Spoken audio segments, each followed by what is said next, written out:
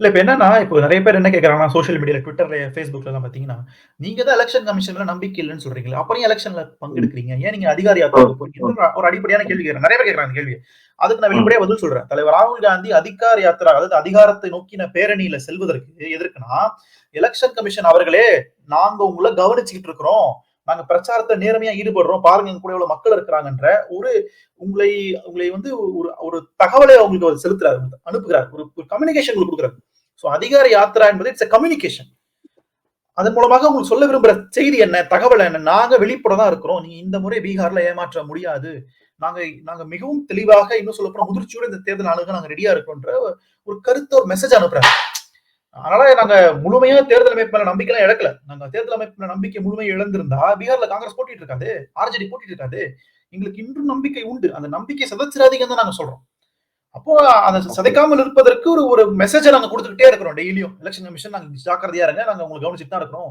நீங்க இதுக்கு முன்னாடி ஏமாற்ற மாரி எங்கள ஏமாத்த முடியாதுன்ற மெசேஜ் போயிட்டு இருக்கு. அதுதான் இதோட நோக்கம். அப்போ இன்னைக்கு கத்தி எல்லா தலையிலும் தொங்குது இன்னைக்கு. கத்தி வந்து காங்கிரஸ் தலைமையில மட்டும் இல்ல. கத்தி திமுக மேல இருக்குது, டிஎம்சி மேல இருக்குது. எல்லா கட்சிகள், மாநில கட்சிகள் மேலயும் கத்தி தொங்கிட்டு இருக்கு. அப்போ அத வந்து எல்லாரும் இன்னைக்கு உணர்ந்திருக்கிறாங்க. ஆஹா! இத நம்ம வாய்ப்ப விட்டோம் அப்டின்னா, இதுக்கப்புறம் இந்தியாவ காப்பாற்றவே முடியாது. ஏன்னா பாசிசத்துக்குள்ள பிஜேபி போயிருச்சுன்னா, ஆட்சி போயிருச்சுன்னா, திருப்பி இந்த பக்கம் இழுக்கவே முடியாது. அப்ப இதான் சரியான நேரம்.